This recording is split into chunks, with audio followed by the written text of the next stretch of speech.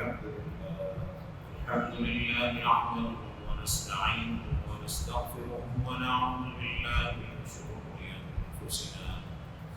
شرور أنفسنا ومن سيئات أعمالنا من يهد الله فلا مضل له ومن يضلل فلا هادي له ونشهد أن سيدنا ونبينا ومولانا محمدا عبده ورسوله وسلم تسليما كثيرا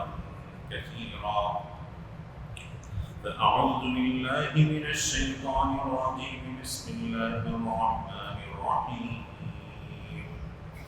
والذي قال لوالديه أف لكما أتعدانني أن أخرج وقد خلت القرون من قبلي وهما يستغيثان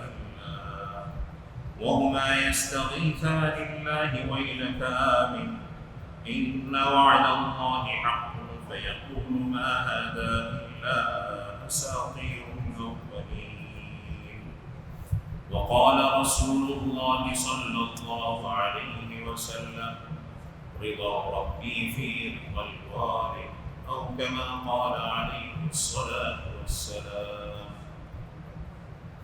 الحمد لله আল্লাহ রাব্বুল আলামিনের লাখ কোটি শুকর যে আল্লাহ রাব্বুল আলামিন আমাদেরকে পবিত্র মাহে রমজানের আরেকটা জুমায় আমাদেরকে উপস্থিত হওয়ার সুযোগ করে দিয়েছেন। গত সপ্তাহেও আমাদের মাঝে অনেক মুসল্লি ছিলেন, কিন্তু এই সপ্তাহে আল্লাহ পাক ওনাদেরকে নিয়ে গেছেন, আল্লাহ পাকের সান্নিধ্যে ওনারা চলে গেছেন। এটা এমনও হইতে পারে যে এই জুমাই হয়তো আমার জীবনের শেষ জুমা, এমনও হইতে পারে এই জুমার পরে কোনো একটা সময় আমাকে হয়তো আল্লাহ পাকের সান্নিধ্যে চলে যেতে হবে। এবং এটা কোনো কঠিন একটা বাস্তবতা। পৃথিবীতে অনেক মানুষ এতটা দৃষ্টতা পোষণ করে, সে আল্লাহকে অস্বীকার করে, সে নবী রাসূলকে মানে না, সে কোরআনকে মানে না, কিন্তু সে মৌতকে অস্বীকার করতে পারে। মৃত্যু এটা এত চিরন্তন সত্য, এটাকে পৃথিবীতে এখনো পর্যন্ত কেউ অস্বীকার করে নাই, এটা করার সুযোগও নেই। এবং আরো বেশি সত্য যেটা, এই মৃত্যুটা আমাদের কখন আসবে আমরা পৃথিবীর কেউ আমরা জানি। হয়তো আজকে আমি কথা বলতেছি আপনাদের সামনে, এই সময় আমার মৃত্যু হইতে পারে। হয়তো আপনাদের মধ্যে এমন একজন মানুষ, সৌভাগ্যবান মানুষ মনে থাকতে পারে, সেজদায় অবনত হয়েছে, ওইখানেই আল্লাহ পাক ওনার বোনটা নিয়ে গেছে। তো মৃত্যু এমন একটা সত্য যেটা কখন আসবে, এখন কখন হবে, এই ব্যাপারে পৃথিবীর কারো কোনো ধারণা নেই। এবং যত গবেষণাই হোক না কেন, এইটার ব্যাপারে আল্লাহ পাক বলতেছেন ইযা জাআ আজালুন লা ইস্তাখিরুনা সাআ ওয়া লা ইস্তাকদিমুন। এটা কেউ জানবে না, এটা এমন একটা রহস্য যেটা আমি কাউকেই জানি, এটা শুধুমাত্র আমার এবং বান্দার মাঝে এই সম্পর্ক। এবং যখন এর সময়টা, নির্ধারিত সময়টা আসবে, একজন মানুষ একটা সেকেন্ড আগে করতে পারবে না এবং পরেও করতে পারবে, এর সুযোগটা নাই, আল্লাহ পাক এই সুযোগটা রাখেন। এজন্য আল্লাহ পাকের শুকরিয়া যে আল্লাহ পাক আমাদেরকে আরেকটা জুমা দান করছেন, একটা নেক আমল করার সুযোগ দান করছেন, জাহান্নাম থেকে মুক্তির জন্য আরেকটা সপ্তাহ আমাদেরকে দিয়ে দিয়েছেন। তো যাই হোক, আজকে যে আলোচনার বিষয়টা ছিল, আসলে পুরো সপ্তাহ আমি একটা বিষয়ের উপর প্রস্তুতি নিয়েছি, কিন্তু আমাদের এলাকার একটা ঘটনা শোনার পর থেকে আমি যতবার খুতবা লেখার জন্য প্রস্তুতির জন্য বসছি, আমি পারি নাই। আমার মনের সাথে আমি এটা অনেকভাবেই চেষ্টা করছি আমার বিগত টপিকের উপর থাকতে, কিন্তু আমি এটা থাকতে পারি। ইনশাআল্লাহ আজকে এই বিষয় নিয়ে কিছু আলোচনা হবে, তো এটা একটু মনোযোগ সহকারে শোনার দাবি রাখি আপনাদের কাছে, কারণ এটা আমাদের সমাজের চরম বাস্তবতা। এই বাস্তবতাটাকে যদি আমরা উপেক্ষা করি, আমাদের জন্য খুব কঠিন একটা সময় সামনে আসতেছে। আল্লাহ পাক আমাদেরকে হেফাজত করেন। তো আমরা যে সময়টার মধ্যে আছি, বর্তমান পৃথিবীতে অনেক চ্যালেঞ্জিং। এই সময়, যে সময়টা আমরা পার করছি, অন্যান্য জাতির কাছে এত কঠিন সময় আসলে ছিল না। আজকে প্রত্যেকটা মানুষ, প্রত্যেকটা শ্রেণীর মানুষ, শিশু থেকে শুরু করে একেবারে বৃদ্ধ পর্যন্ত আমরা এই ক্যাপিটালিজমের শিকার। আমরা প্রত্যেকটা মানুষ, আজকে আপনার বাচ্চা সবচেয়ে বেশি কি জিনিসটা আপনার কাছে চায়? সবচেয়ে বেশি তার চাওয়াটা হলো কি ক্যান্ডি। একটা বাচ্চা সে জানে হেলথি ফুড হইল কি একটা আপেল, হেলথি ফুড হইল কি একটা কমলা, হেলথি ফুড হইল কি একটা ডিম, হেলথি ফুড হইল দুধ। সেইটা আপনার কাছে চায় না। সে চায় কি? সে চায় একটা ক্যান্ডি দেন, সে চায় তাকে একটা চিপস দেন, সে চায় আমাকে একটা কোল্ড ড্রিঙ্কস, মজো, কোকা কোলা, ওইগুলা দেন। এর থেকে একটু বড় হয়ে গেলে এই বাচ্চাটা আপনার কাছে চায় যে আমাকে টয় কিনে দেন, খেলার জিনিস, একটা কার কিনে দেন, মেয়ে হইলে একটা পুতুল কিনে দেন। আর একটু বড় হইলে এই বাচ্চাটাই আপনার কাছে একটা সাইকেল চায়। আর একটু বড় হয়ে গেলে এই বাচ্চাটা একটা ফোন চায়। একটা ফোন, যে কোনো ফোন দিলে হবে না, একটু ভালো মানের ফোন দিতে হবে, আইফোন দিতে হবে, অ্যান্ড্রয়েডের মধ্যে ভালো কোম্পানির আপনাকে ফোন দিতে হবে। আর একটু বড় হয়ে গেলে এই বাচ্চাটা আপনাকে একটা মোটরসাইকেল চায়, আমাকে একটা ভালো মোটরসাইকেল কিনে দেন।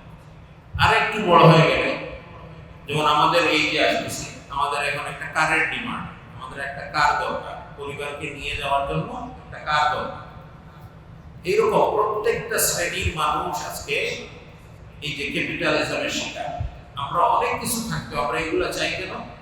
কেননা এই মিডিয়ার মাধ্যমে এইটাই আমাদেরকে দেওয়া হয়।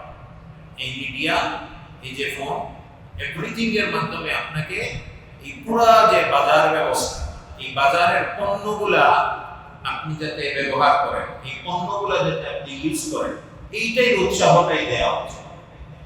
একটা বাচ্চাকে আপনি দেখবেন না টিভির মধ্যে অ্যাডভার্টাইজ করে তাকে মোরালিটি শেখানো হচ্ছে। তুমি একজন আদর্শ মানুষ হও, তুমি একজন সত্যবাদী হও, সত্য কথা বলার সুফলটা কি, মিথ্যা কথা বলার কুফলটা কি, এইটা আমাদের মিডিয়ার মধ্যে নাই। যত ধরনের অশ্লীলতা, যত ধরনের খারাপ কাজ, সবকিছু প্রমোট করা হচ্ছে এই মিডিয়ার মাধ্যমে। এবং আমরা এটার এতটা শিকার, আমাদের 24টা ঘন্টা পেরেশানির মধ্যে কাটে। একটা বাচ্চা যেমন পেরেশান, পড়াশোনার ফিকির তার মধ্যে নাই। আমি যে একটা শিশু এই পৃথিবীতে আসছি, তাকে যে একটা সুন্দর পরিবেশ আমাদেরকে দিতে হবে, এই ফিকির আমাদের নেই। আমরা ওই ভোগ্যপণ্যের মতো, আল্লাহ পাক এই পুরো দুনিয়াটাকে বানাইছেন আমাদের জন্য। আপনি আপনার যদি চারপাশে দেখেন, এমন একটা জিনিসের নাম বলেন যেটা আল্লাহ পাক সৃষ্টি করছেন কিন্তু আপনার কাজে লাগে না। এমন একটা জিনিসের নাম আপনি খুঁজে পাবেন যেটা আল্লাহ পাক আপনার বানাইছেন এই পৃথিবীতে কিন্তু আপনার জন্য কাজে লাগতেছে না, ডিরেক্টলি বা ইনডিরেক্টলি। এই যে সাপটাও দেখেন, এত বিষাক্ত জিনিস, এত বিষাক্ত সাপ, এই সাপটাও আমাদের কাজে লাগে। এই অধিকাংশ মেডিসিন হয় এই সাপের বিষের থেকে। যতটা পেইন কিলার তৈরি করা হয়, যতটা ব্যথার ঔষধ তৈরি করা হয়, এগুলো আসে এই সাপের বিষের থেকে। এইটা আমাদের যত পোকামাকড় আছে ওইগুলো খেয়ে ফেলে, যেগুলো আমাদের ফসলের ক্ষতি করে ওইগুলো সে খেয়ে ফেলে। প্রত্যেকটা অ্যানিমেল, প্রত্যেকটা সৃষ্টি আল্লাহ পাক আমাদেরকে বানাইছেন, আমাদের নামাজ পড়তেছে মানে, তো এটা বানাইছেন শুধুমাত্র আমাদের কল্যাণ। আপনাকে কেন বানাইছেন? আল্লাহ আপনাকে বানাইছিলেন যে শুধুমাত্র আল্লাহ পাকের দ্বীনের জন্য, আল্লাহ পাকের ইবাদতের জন্য আল্লাহ পাক আমাকে বানাইছেন। কিন্তু বর্তমান পৃথিবীতে হয়ে গেছে কি, সমস্ত কিছুকে প্রমোট করা হচ্ছে আপনার জন্য, এবং এটা আপনার জন্য বলতে কি আপনাকে পণ্য বানায় ফেলা হচ্ছে। আল্লাহ পাকের সবচেয়ে সম্মানিত সৃষ্টি এই মানুষকে আজকে পণ্য বানায় ফেলা হচ্ছে। এই মানুষকে প্রত্যেকটা জায়গায় ব্যবহার করা, প্রত্যেকটা জায়গায় আমাদেরকে ব্যবহার করা হচ্ছে। এবং সবচেয়ে দুঃখজনক যেটা, আজকে আমরা আমাদের নিজের সম্মানটা ছেড়ে দিয়ে আমরা পণ্যকে সম্মান করি। আমার স্ট্যাটাস, আমার সম্মান আমি মনে করি সামান্য কিছু বিষয়ের উপর, ব্যবহারের উপর বিষয় নির্ভর করে আমার সম্মান। যেমন বলি, একজন মানুষ যদি আইফোন ব্যবহার করে, তখন আমরা নিজেকে এটা গর্ববোধ করি যে আমি একটা আইফোন চালাইতেছি, এবং সমাজের অন্য মানুষও চিন্তা করে এই মানুষটার স্ট্যাটাস ভিন্ন, সে সাধারণ ফোন চালায় না আইফোন চালায়। একটা মানুষ সাধারণ বাইক চালায় না এনফিল্ড চালাইতেছে, মানে ওর স্ট্যাটাসটা ভিন্ন। এই বস্তুর সাথে আমার সম্মানটা আমি রিলেট করে ফেলছি। এটা দুঃখজনক যে, এবং এটা আরো তো বেশি দুঃখজনক, অনেক মানুষ নিজের জীবনের থেকে ওই পণ্যকে মূল্য দেয়। একটা ফোন পায় নাই এজন্য একটা ছেলে আত্মহত্যা করে ফেলছে, একটা বাইক পায় নাই এজন্য একটা ছেলে আত্মহত্যা করে ফেলছে, একটা গাড়ি পায় নাই, বিএমডব্লিউ পায় নাই, মার্সিডিজ পায় নাই, এজন্য সে তার মা বাবার সাথে দুর্ব্যবহার করে ফেলছে। চিন্তা করেন, তার মা বাবার থেকেও এই পণ্যটা তার কাছে দামি হয়ে গেছে। এইটা হইলো আমাদের এই যে মিডিয়ার আসর। এই মিডিয়ার প্রভাবের কারণে আমাদের মধ্যে এতটুকু মূল্যবোধের ঘাটতি হয়েছে যে আমরা আমাদের নিজের সম্মানটা ভুলে গিয়ে এই পণ্যের সম্মান, পণ্যের বেশি দরদ, পণ্যের মূল্যায়নটা আমাদের কাছে বেশি হয়ে গেছে। এটা জীবনের চরম বাস্তবতা। এবং এইটা হতে হতে এমন হয়েছে যে আমরা প্রত্যেক ওই জিনিসকেই ভালোবাসি যেইটা আমার স্ট্যাটাসের সাথে সম্পর্ক, যেইটা বর্তমান ট্রেন্ডিং এ আছে, যেইটার কারণে মানুষ আমার দিকে তাকাবে, আমরা শুধু ওইটাকেই সম্মান করি, ওইটার পিছনেই পড়ে আছে। আজকে মানুষ এই সমাজের মধ্যে ট্রেন্ডিং এ যাওয়ার জন্য, ভাইরাল হওয়ার জন্য নিজের আদর্শ, নিজের মা বাবার সম্মান, নিজের দিন ধর্ম সবকিছু বিক্রি করে ফেলছে। কতটা আফসোসের বিষয়, কতটা দৈন্যতা আমাদের, কতটা ঘাটতি। দেখেন, একজন মানুষের এই সামান্যটুকু মূল্যায়ন তার দিলের মধ্যে নাই। এইটা হইছে একমাত্র কারণ হইল এই ক্যাপিটালিজম এর কারণে, এই মিডিয়ার কারণে। আজকে যে বিষয়টা আমি আপনাদের সাথে আলোচনা করব সেটা আসলে এই যে সমাজের কিছু বাস্তবতা আছে, এই বাস্তবতা আমি যেটা শোনার পর থেকে আমি আসলে স্বাভাবিক থাকতে পারতেছি না। আমাদের এই এলাকার মধ্যেই একজন সম্ভ্রান্ত মানুষ, তার ছেলে উনাকে এই রমজান মাসে লাঠি দিয়ে মেরে মাথা ফাটায় যাচ্ছে। কেন? তার সম্পদের জন্য। আপনার সম্পদটা, আমাদের এলাকায় কিন্তু এই ঘটনা ঘটছে। আমার পুরো টপিকটা ছিল ইস্তেগফারের উপর রিলেটেড, হাদিসটা নিয়ে যেহেতু গত 2 জুমায় আলোচনা হয়েছে, আমরা এই ব্যাপারে আলোচনা করার আমার এই ইয়াটা ছিল। কিন্তু যতবার আমি খাতা কলম নিয়ে বসছি, আমি আমার মনকে বুঝাইতে পারি নাই এইরকম একটা হৃদয় বিদারক ঘটনা ঘটছে, কিন্তু এইটার কোনো ইম্প্যাক্ট আমাদের সমাজের মধ্যে নাই। এইটার কোনো বিচার হয়েছে? এটা হবে না, এটার কোনো বিচার হবে না। কিন্তু এটা যদি অন্য রাষ্ট্রে হইতো, এটা মুসলমান কান্ট্রি না, বাপকে মারছে, এটার বিচার না হইলো একজন মানুষকে যে মারছে এটার বিচার হইলো। এটা ক্রিমিনাল অফেন্স। একজন মানুষ হিসেবে অথরিটি যদি আপনার না থাকে, আরেকজন মানুষের উপরে হাত তুলতে পারেন না। ইসলামও আপনাকে এটার বিধান অনুমতি দেয় নাই, কোন রাষ্ট্র আপনাকে এই শক্তিটা দেয় নাই। আপনি যদি অথরিটি না হন, আপনি কারো উপরে হাত তোলার সামান্যটুকু অধিকার আপনার নাই। সেও আল্লাহর বান্দা, আপনিও আল্লাহর বান্দা। এই জমিনে আপনার অধিকার যেমন আছে, আপনি যতটা বিত্তশালী হন, যতটা ক্ষমতার অধিকারী হন, আল্লাহর কাছে আপনি সমান। আল্লাহর কাছে ওই বান্দা, রিকশাওয়ালা বান্দাটা যেমন আল্লাহর বান্দা, আপনিও আল্লাহর বান্দা। আল্লাহর কাছে আপনাকে সমানভাবে দাঁড়াইতে হবে। জন্য আল্লাহ পাক কাউকে এই ক্ষমতা দেন নাই অন্যায়ভাবে অথরিটি ছাড়া কেউ কারো উপরে হাত তুলবে। এটা খুব গুরুত্বপূর্ণ একটা সমাজের আমাদের ল্যাকনেস, যে আমরা খুব ইজিলি আমরা আমাদের সমাজে, আমাদের কালচারে আমরা অন্যকে হিট করে ফেলি। মুখে ইচ্ছা মতো কথা বলে, কিন্তু কারো উপরে হাত তোলা যাবে না। এই মানুষটাকে আল্লাহ পাক ওয়ালাকাদ কাররামনা বানি আদম, আল্লাহ পাক বলতেছেন এই মানুষকে আমি নিজ হাতে বানাইছি, এর সম্মান আমি নিজে দিছি। এবং এটা ইনশাআল্লাহ স্বতন্ত্র একটা আলোচনা হবে আমাদের। রাসূল সাল্লাল্লাহু আলাইহি ওয়াসাল্লাম একবার কাবার চত্বরে বসা ছিলেন, বসে কাবার দিকে তাকায় বলতেছেন, ওয়াল্লাহি রাব্বিল কাবা, একজন মুমিনের সম্মান এই কাবার থেকে বেশি। চিন্তা করেন একজন মুমিনের সম্মান আল্লাহ পাকের কাছে কত। শুধু মুমিন না, একজন মানুষের। রাসূল সাল্লাল্লাহু আলাইহি ওয়াসাল্লাম একটা ইহুদির লাশ দেখে দাঁড়ায় গেছেন। সাহাবায়ে কেরাম বলছেন এটা ইহুদির লাশ। রাসূল সাল্লাল্লাহু আলাইহি ওয়াসাল্লাম বলছেন উনিও তো আল্লাহর একজন বান্দা, উনিও তো আল্লাহর একজন সৃষ্টি। তো রাসূল সাল্লাল্লাহু আলাইহি ওয়াসাল্লামের দৃষ্টিভঙ্গি এটা ছিল, আমাদেরও দৃষ্টিভঙ্গি এইটা হইতে হবে। একজন মানুষের সম্মান পৃথিবীর সবকিছুর থেকে মানুষের সম্মান বেশি। এবং আল্লাহ পাক এটাকে নিজে বানাইছেন, আল্লাহ পাক নিজে এই সম্মানটা মানুষকে দান করছেন। এজন্য আমরা কারো উপর এই যে হাত তোলার অন্যায়টা আল্লাহর ওয়াস্তে এটা আজকে থেকে তওবা করি। যদি কারো উপর করে থাকি ওই লোকটাকে খুঁজে ওর কাছে মাফ চাই। কিয়ামতের দিন রক্ষা হবে না। কিয়ামতের দিন আল্লাহ পাক এনিমেল গুলাকে, জানোয়ার জন্তু গুলাকে দাঁড়া করাবেন। দাঁড়া করাইয়া যদি একটা পশু আর একটা পশুকে কষ্ট দেয়, ওই কষ্টর বদলাটা নিয়ে ওদেরকে ধ্বংস করে দিবে। আল্লাহ পাক এতটা ইনসাফ পরায়ণ। আল্লাহ পাক এই অ্যানিমেল গুলা আখিরাতের দিনে এদেরকে জীবিত করার কোনো দরকার ছিল না, কারণ ওদের কোনো হিসাব নিকাশ নাই। কিন্তু আল্লাহ পাক ওইটা কেন করবেন?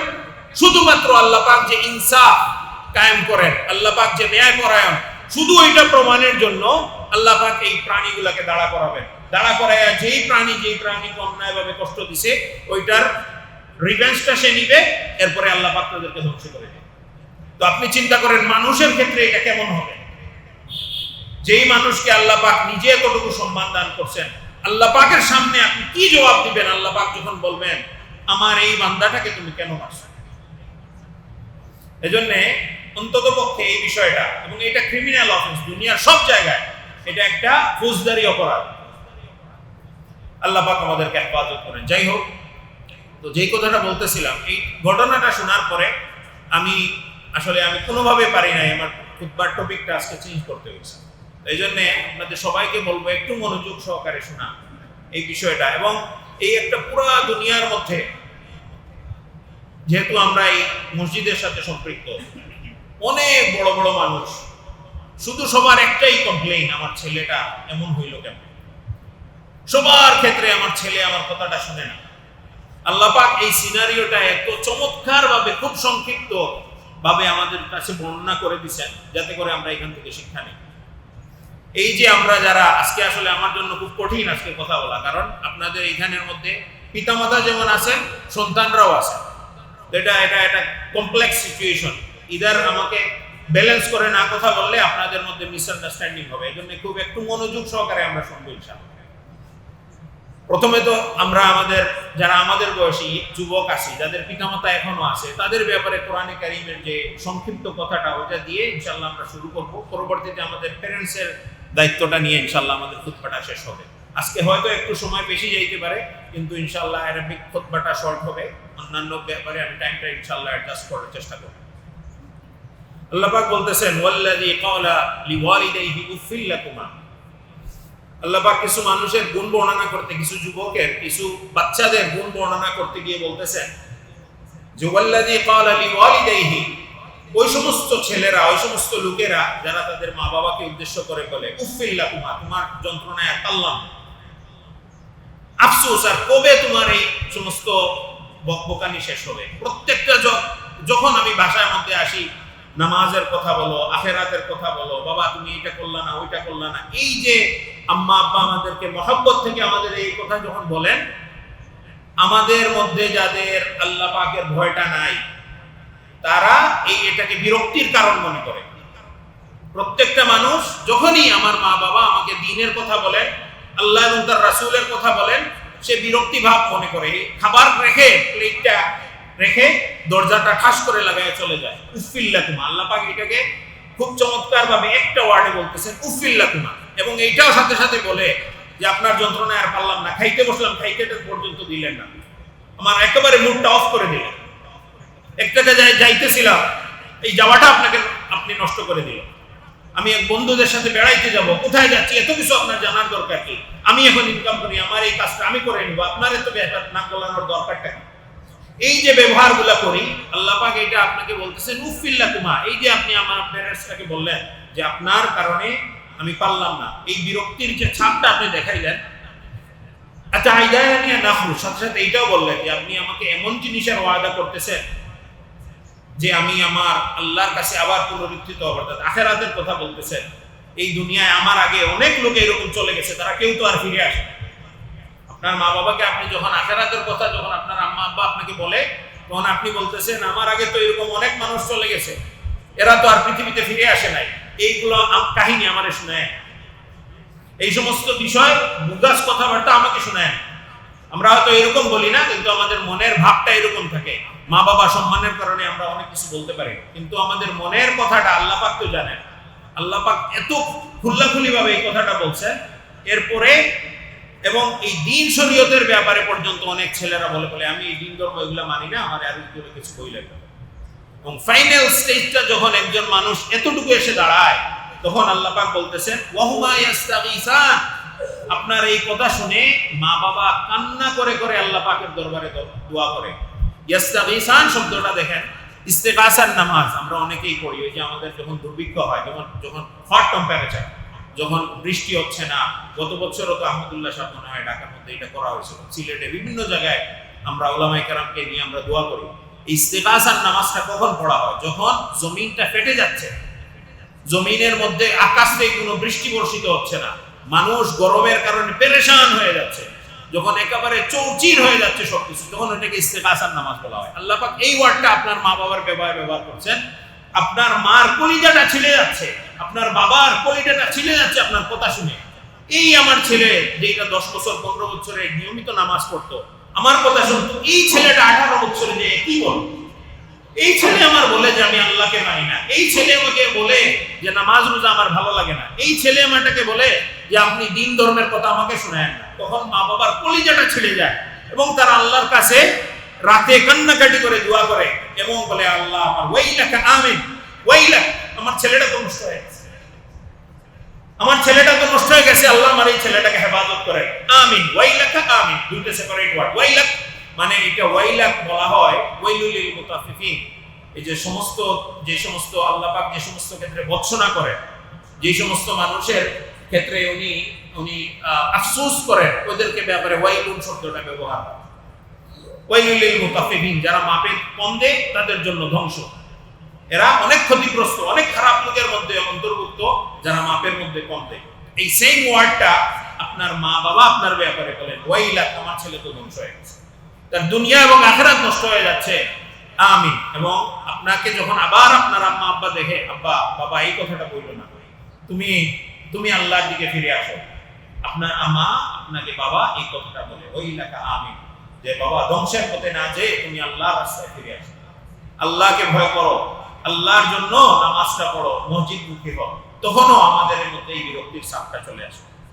ওয়াইলাকা আমিন, ইন্না ওয়াদাল্লাহি হক, সাথে সাথে আমার মা বাবা এটাও বলেন যে আল্লাহর ওয়াদা সত্য, এবং আল্লাহ পাকও এটা বলে দিচ্ছেন, দেখো তুমি মনে রাখো আমার যে ওয়াদা আমি তোমার সাথে করছি সেইটা সত্য। ফায়াকুলু মা হাযা ইল্লা আসাতিরুল আউয়ালিন, এই কথাটা শোনার পরেও আমাদের মনোভাবটা কি? এগুলা তো শুধুমাত্র কিচ্ছা কাহিনী, কোরআনে কারীমের মধ্যে এগুলা তো আগেরকার মানুষের কিচ্ছা কাহিনী, এগুলা দিয়ে আমার কাজ নেই, আমি তো বর্তমান জমানার মধ্যে আছি, আমরা যেই জমানার মধ্যে আছি এই জমানার মধ্যে কোরআন সুন্নাহ ফিট হয় না, এইরকম দিন লেবাস নিয়ে চলা যায় না, এগুলো আগেরকার মানুষের কাজ, এটা আমার কাজ না। আমরা যখন এই মন মানসিকতা হয়, তখন আল্লাহ পাক বলতেছেন উলাইকাল্লাযীনা হাক্কা আলাইহিমুল কাউল ফি উমামিন ক্বাদ খালাত মিন ক্বাবলিহিম মিনাল জিন্নি ওয়াল ইনস, তাদের এই অ্যাটিটিউডের কারণে, তাদের এই মন মানসিকতার কারণে আল্লাহ পাকের আযাবকে তারা নিজের উপর আবশ্যক করে নিয়েছে। আল্লাহ পাক তাদেরকে ধ্বংস করেন নাই, আল্লাহ পাক তাদেরকে ধ্বংস করবেন না, বরঞ্চ তাদের যে এই মন মানসিকতা, তারা যে দিন শরীয়তের ব্যাপারে এই মন মানসিকতা রাখে, এজন্য তারা চূড়ান্ত ক্ষতিগ্রস্ত মানুষের মধ্যে, আগেরকার জাতির মধ্যে যেমন জিন এবং ইনসানের মধ্যে চূড়ান্ত ক্ষতিগ্রস্ত মানুষ ছিল, তারাও তাদের উপর ওই মানুষের অন্তর্ভুক্ত হয়ে গেছে এবং আল্লাহর আযাব তাদের উপর নির্ধারিত, একেবারে অবধারিত করে গেছে। আমার যদি এইরকম হালত হয়, এটা মনে রাখেন আল্লাহ পাকের আযাব বড় কঠিন হবে। আল্লাহ পাক বলে বলছেন যে আল্লাহ পাক হাক্কা আলাইহিমুল কাউল, আল্লাহ পাক যেই সমস্ত ওয়াদা, যেই সমস্ত কাফিরদের জন্য যেই সমস্ত ওয়াদাগুলো করছেন, এই সবগুলো ওয়াদা তোমার উপর প্রয়োগ হবে, অ্যাপ্লাই হবে। আল্লাহ পাক আমাদের যুব সমাজকে এই থেকে হেফাজত করেন। এরপরে আবার বলতেছেন, এইখানের মধ্যে দেখেন আল্লাহ পাক এইখানেও ইনসাফ কায়েম করছেন। কিছু ছেলে আছে, কিছু যুবক আমরা আছি, আমরা এত দূর যাইতে পারিনি, এতদূর পরে আল্লাহ পাক তাদেরকে এখনো পর্যন্ত হেদায়ের উপরে রাখছেন, এইরকম বেপরোয়া মনোভাব তাদের মধ্যে হয় নাই। তো আল্লাহ পাক ওদের ব্যাপারে বলতেছেন ওয়ালিকুল্লিন দারাজাতিন মা আমিলু, প্রত্যেকের কাজের যেই রকমটা আচরণ করবেন ওই অনুযায়ী আপনার বিচার আল্লাহ পাকের কাছে। এবং আল্লাহ পাকের কোরআনে কারীমের ডিপ্লোমেসিটা এত চমৎকার, আসলে একই সেন্টেন্স দিয়ে যারা ভালো মানুষ তাদেরকে আল্লাহ পাক উৎসাহিত করেন এবং একই সেন্টেন্স দিয়ে যারা সীমালঙ্ঘনকারী তাদেরকে পানিশমেন্টের সতর্কতা দেন। যে দেখেন এই আয়াতের মধ্যে বলতেছে ওয়ালিকুল্লিন দারাজাত, তুমি যদি ভালো ব্যবহার করো, তোমার যদি মন মানসিকতাটা ভালো হয়, ওই মন মানসিকতা যতটা ভালো আল্লাহ পাকের কাছে ততটা শাস্তি, ততটা পুরস্কার তুমি পাইবা, আল্লাহ পাকের কাছে ততটা কাছাকাছি তুমি হইবা। আর তোমার মন মানসিকতা যতটা নিচু, তত ওই নিচু ওই স্তর অনুযায়ী আল্লাহ পাকের শাস্তি তোমার উপর বর্তিত হবে। আল্লাহ পাক কখনোই তোমাকে বাল্কের মধ্যে শাস্তি দিয়ে দিবেন না, একসাথে মানে হোলসেলে আল্লাহ পাক শাস্তি দিবেন না, বরং প্রত্যেকের আমল অনুযায়ী তার শাস্তি হবে, প্রত্যেকের আমল অনুযায়ী তার আল্লাহ পাকের তার পুরস্কারের ব্যবস্থাটা আল্লাহ পাক করবেন। লিওয়াফিয়াহুম, এরপরে আবার বলতেছেন লিওয়াফিয়াহুম আমালাহুম ওয়া হুম লা ইউসলামুন, এটা মনে রাখেন আমি এই আমলটা পুরা দিব, যে যতটুকু নেক আমল করবে এই পুরা নেক আমলের বদলা আমি তাকে দিব, এবং যে যতটা খারাপ আমলের মধ্যে সে নিজের জীবনটা অতিবাহিত করবে এই পুরা খারাপ আমলের বদলা আমি তাকে দিব, ওয়া হুম লা ইউসলামুন, এবং সামান্যটুকু জুলুম আমি তার উপর করব না। এইটা স্বাভাবিকভাবে আমাদের যুবকদের জন্য, যারা মা বাবার এই সমস্ত স্নেহ মায়ার কথাগুলাকে, আল্লাহ পাকের যে রিমাইন্ডারগুলা ওনারা আমাদেরকে দেন, এইগুলাকে আমরা সহজভাবে নিতে পারি না, এইগুলাকে আমরা বিরক্তির কারণ মনে করি। আল্লাহ পাক তাদের ব্যাপারে এই কথাগুলো বলতেছেন। এবং পরবর্তীতে যেই বিষয়টা আজকের মূল আলোচনা বিষয়, আসলে বাবা মাদের জন্য এইটা, এই প্যারেন্টসিং, এইটা এত জরুরি একটা বিষয় বর্তমান সময়ের মধ্যে। এইটা আগেও বলছি, সবাই পেরেশান, সবাই এই ক্যাপিটালিজমের ছায়ায় পড়ে আমরা সবাই সবার অস্তিত্ব ভুলে গেছি। কিন্তু আপনি একমাত্র পাওয়ারফুল মানুষ যে এই সমস্ত ষড়যন্ত্রকে রুখে দিতে পারেন। বাবা এবং মা এই পৃথিবীর ছেলের জন্য, আপনার সন্তানের মধ্যে সবচেয়ে পাওয়ারফুল মানুষ, যে এই বাহিরের সমস্ত ষড়যন্ত্রকে একেবারে ধুলায় মিটাইয়া দিয়ে আপনার ছেলেকে একটা আদর্শ ছেলে বানাইতে পারেন। এই ক্ষমতাটা আল্লাহ পাক শুধুমাত্র আপনার মধ্যে দিছে। এই ক্ষমতাটা একজন টিচারের মধ্যেও নাই। কেননা একটা ছেলে এবং মেয়ে 24টা ঘন্টা আপনার অবজারভেশনে, আপনার চোখের সামনে থাকে। এই ছেলেকে আপনি যেভাবে গড়তে পারবেন এবং আপনি যে লাইফ লেসনটা দিতে পারবেন, আপনি যে বাস্তব লেসনটা দিতে পারবেন, ওই বইয়ের লেসনটা আপনার লেসনের সামনে কিছুই না।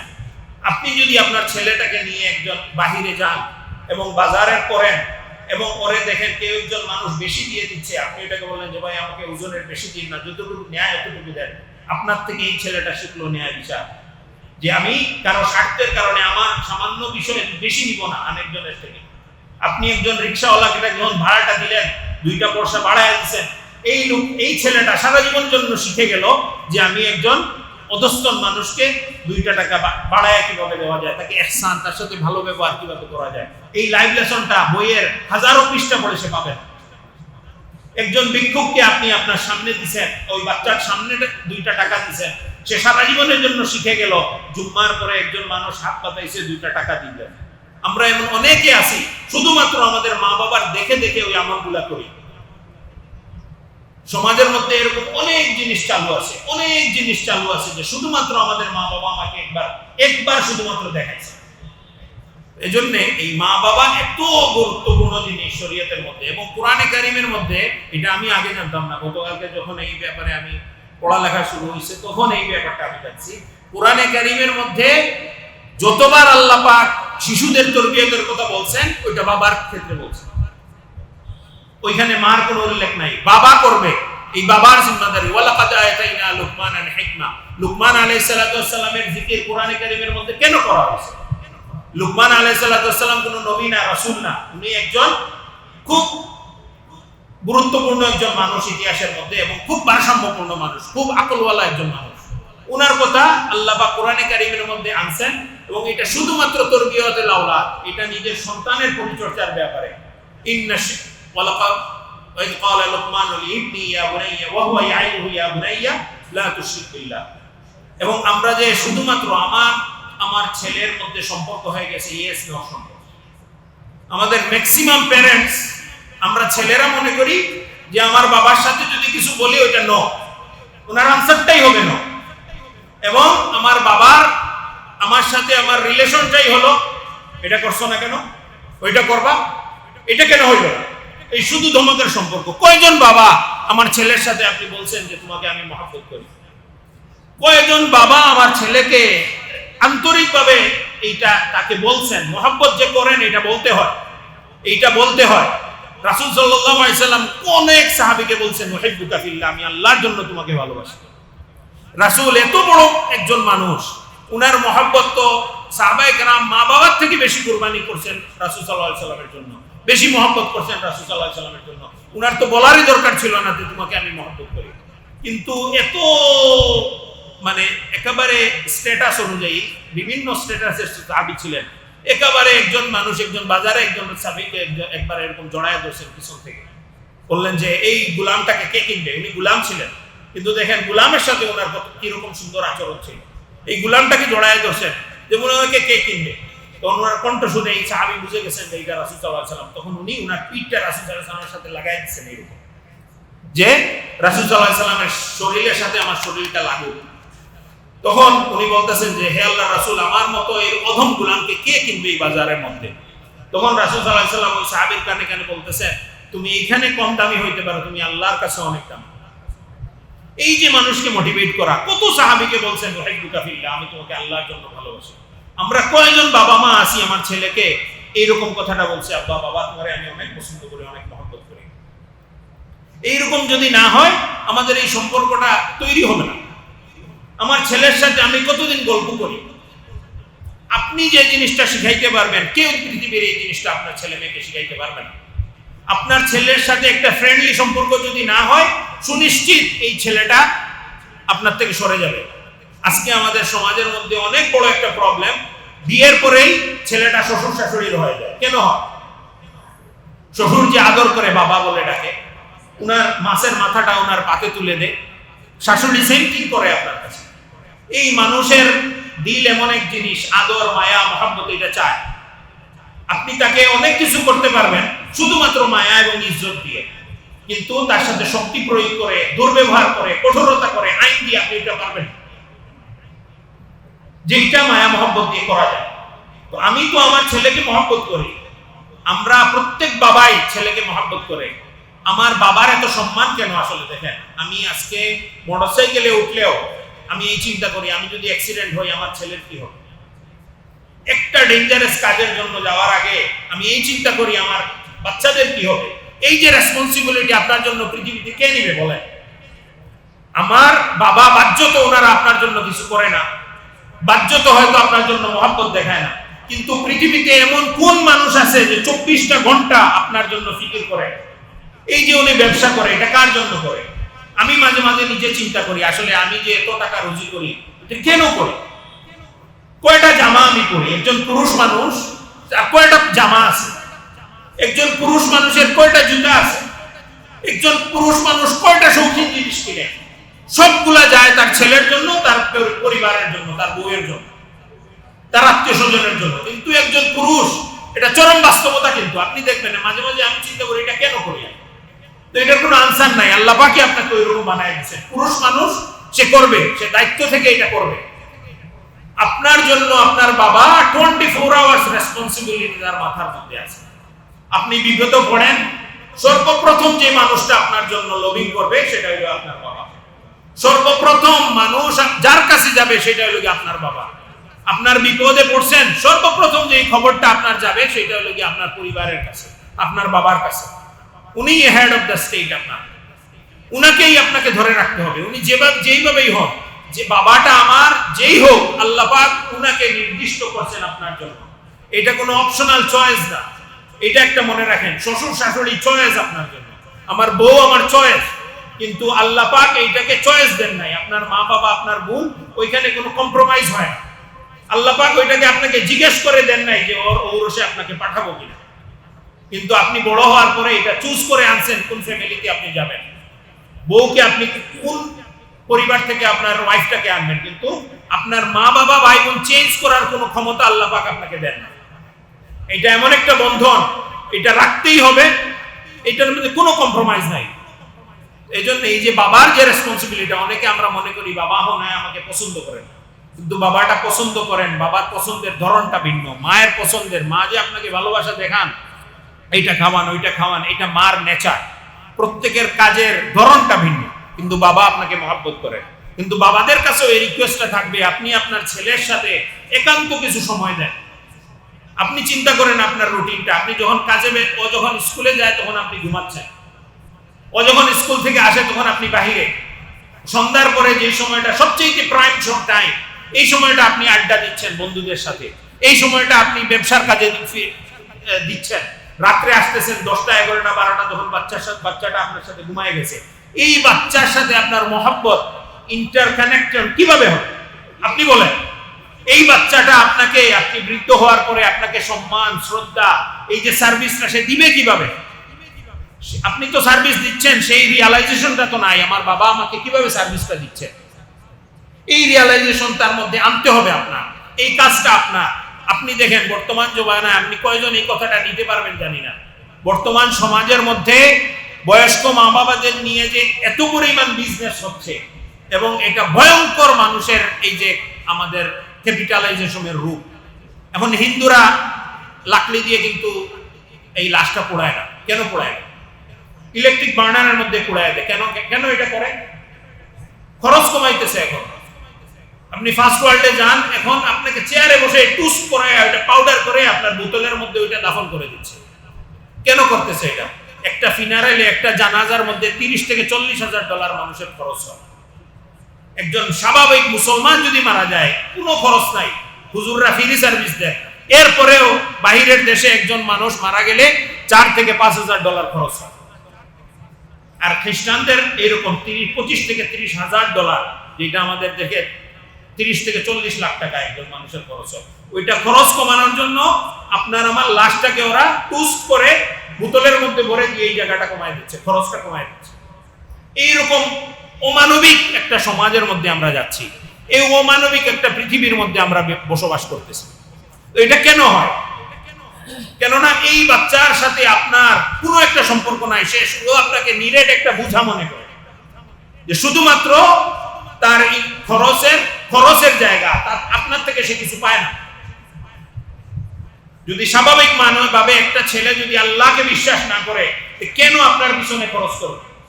তার মধ্যে যদি দ্বীনের এই অনুভূতিটা না থাকে, আমার আম্মা আব্বা কল্যাণের দরজা, আমার দুনিয়া এবং আখেরাতে কল্যাণের দরজা হইল আমার এই বৃদ্ধ মা বাবা, ওনার খেদমত করে আমি আখেরাত কামাইতে হবে, এই মন মানসিকতা তার মধ্যে যদি না থাকে, তাহলে কেন আপনার ছেলে আপনাকে খেদমত করবে আপনি বলেন? আমার কথা জানি না, আমি বেশি কথা বলতে পারি, এইটা বাস্তবতা, এটা দুনিয়ার রিয়ালিটি আপনাকে বললাম, দুনিয়া এরকম চলতেছে।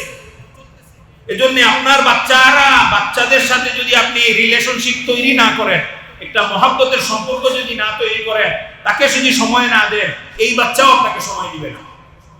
একটা বাস্তব ঘটনা বলি, টরন্টোর মধ্যে দুইজন এরকম প্যারেন্টস $1 মিলিয়ন বাড়ি কিনছেন, দুজন মা বাবা কাজ করছেন, একমাত্র সন্তান। ওনারা রিটায়ার্ডে আসছেন, ছেলে চলে গেছে, আসেই না দেখতে। ওই বাবার বন্ধু ছেলেটাকে জিজ্ঞেস করলেন যে, বাবা তুমি কি করো এখন বুঝি না, তোমার মা বাবা এরকম কষ্ট করতেছেন, তুমি একটাবার দেখতেও আসো না ওনাদেরকে। সে বলছে, আমি যখন ছোট ছিলাম ওনার দরজাদের দিকে তাকায় থাকতাম, আমাকে ডেকে দিয়ে মানুষ বানাইছে। আমি যখন ওনাদেরকে চাইছি ওনাদেরকে পাই নাই, আজকে ওনারা আমাকে চায়, আমার সময় নাই, আমার ক্যারিয়ার আছে, আমার জব আছে, এই সব কিছু ফালায় ওনাদের সাথে আমি গ্রামে থাকার মতো সময় আমার নাই। এই মুরব্বী চুপ হয়ে গেছে, বলছেন যে আমি কিছু বলার আর নাই, নিজে শুনাইছেন এই ঘটনা। এইটাই চরম বাস্তবতা। আমরা যে ক্যাপিটালিজম সমাজের মধ্যে দিয়ে যাচ্ছি, আমাদের ছেলেরা এখন পড়ালেখা কি হয়ে গেছে?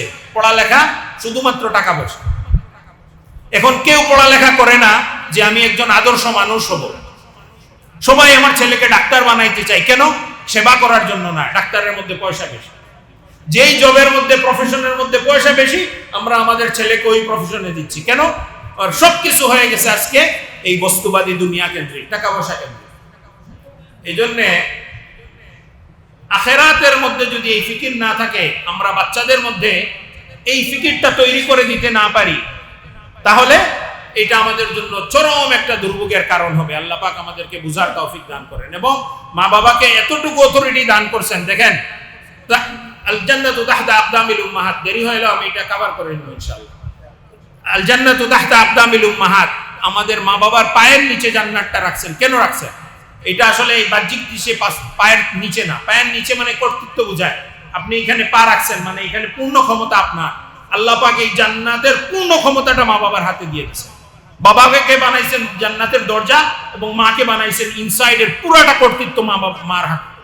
আল্লাহ পাক এই অথরিটিটা দান করছেন, এবং এই ব্লাঙ্ক চেকটা মা বাবাকে দিয়ে দিচ্ছেন। রিদর রব্বি ফি রিদল ওয়ালিদ ওয়া রিদর ওয়া সাখাতুর রব্বি ফি সাখাতিল ওয়ালিদ। আল্লাহ পাক একেবারে উইদাউট এনি কন্ডিশন বলে দিচ্ছেন, তোমার মা বাবা তোমার উপর খুশি, আমি আল্লাহ তোমার উপর খুশি। তোমার মা বাবা তোমার উপর নারাজ, আমি আল্লাহ তোমার উপর নারাজ।